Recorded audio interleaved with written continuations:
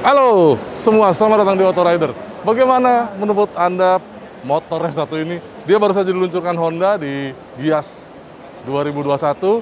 Sebenarnya bukan di Giasnya ya, tapi di satu tempat di dekat Gias. Tapi dia sudah dipajang di sini mulai hari Jumat ini dan Anda bisa melihat-lihat. Tapi tadi ada tulisannya nih, do not touch, do not sit. Jadi nggak boleh dipegang-pegang dulu karena memang belum dijual sama Honda. Harganya baru perkiraan aja antara 32 sampai 35 juta. Pastinya di akhir tahun. Tapi sekarang kita akan bahas seperti apa Honda CB150X ini.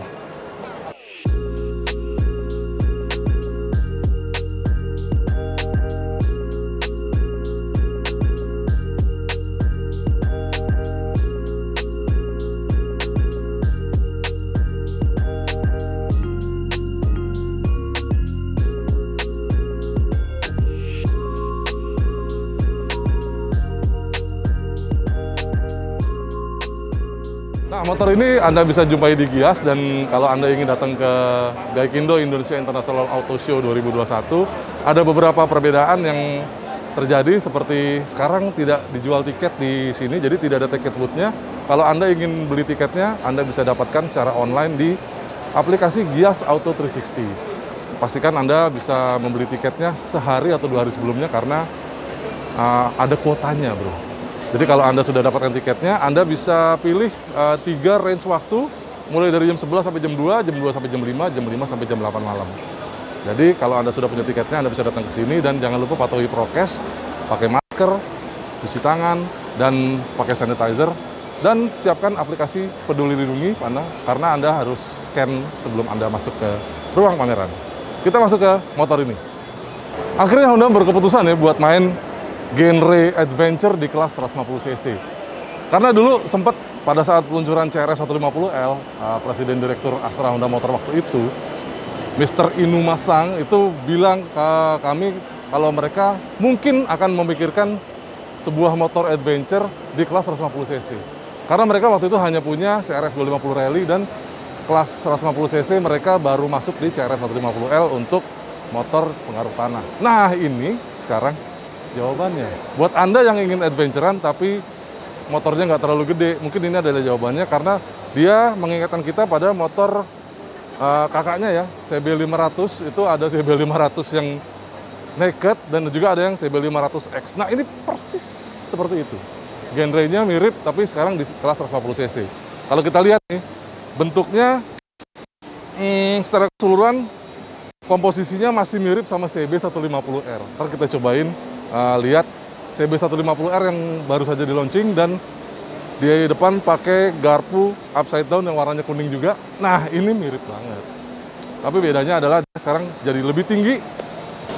Nah, efek dari shock breaker yang lebih panjang itu otomatis motornya jadi lebih tinggi, dan joknya juga lebih tinggi. Seat height-nya di atas 800 mm.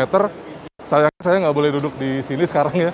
Kita harus sabar buat cobain motornya. Mungkin di akhir tahun atau di awal tahun depan. Tapi kita perhatiin dulu nih desainnya.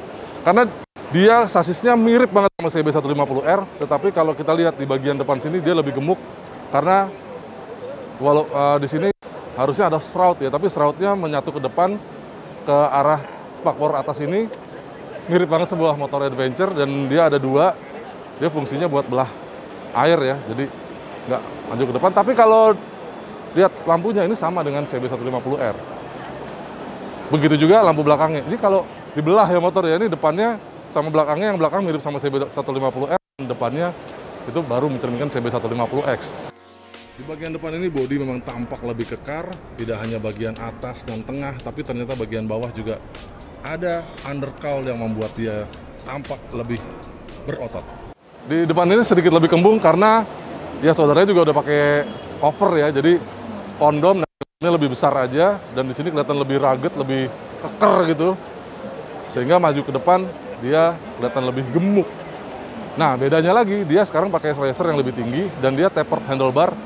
Lalu kalau kita lihat di sini, sepertinya dia juga pakai ada peredam seperti saudaranya, dan menurut kami kalau buat adventure kayaknya lebih enak karena peredam karet ini bakal meredam guncangan lebih maksimal lagi untuk motor-motor adventure seperti ini. Kalau kita lihat lebih lanjut lagi, dia speedometer mirip sama CB150R, dan informasinya pun mirip. hampir nggak ada bedanya. Dan dia kuncinya ada di bawah karena melekat di triple tree bagian atas. Oke, sekarang kita akan pindah ke mesin. Secara mesin dia sebenarnya lagi-lagi, kenapa saya banyak ngomong mirip ini, mirip ini, mirip itu, mirip ini? Karena memang dia, kalau kita perhatiin, masih mengingatkan banget sama CB150R yang baru saja diluncurkan dan baru saja kita review. Saya sempat pakai selama seminggu waktu itu. Ini bentuknya mirip banget, bagian sini, arm belakangnya, bahkan komposisi bannya pun sama ya. Nah, kita lagi ngomongin mesin dulu deh kalau gitu. Menurut Honda itu ada perbedaan stroke, tapi sayangnya di spesifikasi nggak kelihatan. Jadi tenaga dan torsinya pun nggak ditulis sama Honda di sini, sehingga ya mau nggak mau kita pasrah, kita bilang bahwa mesin ini punya torsi yang sedikit lebih tinggi daripada saudaranya. Dia tetap pakai transmisi 6 speed manual dan tidak ada teknologi apa-apa di sini di transmisinya, tapi teknologi mesinnya adalah teknologi mesin injeksi. Lari ke belakang dia digerakkan dengan rantai dan rodanya itu komposisinya sama dengan CB150R. Di depan pakai ban 100 profil 80 ring 17. Sedangkan di belakang itu pakai profil yang sama ya, 130 profil 70 ring 17 dan peleknya pun mirip-mirip. Buat penghenti lajunya dia pakai wavy disc brake, mirip juga sama saudaranya. Jadi depan belakang itu komposisi sama. Cuman memang motor ini kelihatan lebih tinggi saja karena shock breakernya itu sedikit lebih tinggi dibanding saudaranya. Ke belakang ini sama persis bro. Lampunya, sennya, tempat duduknya, bodinya, behelnya, spakbornya sama persis. Tapi ya sini ke depan, nah baru kelihatan beda nih. Tangkinya lebih gede dan ada beda nih yang plastik halus sama plastik kasar. Kelihatan lebih ganteng sih memang. Oke, sekarang kita lihat apa aja yang ada di speedometer. Speedometernya sudah full digital, jadi sudah tidak ada jarum-jarum analog lagi. Di sini ada RPM, jadi takometernya di atas. Mesinnya nggak bisa dinyalain ya bro, mohon maaf. Di sini ada posisi gigi, gear indikator.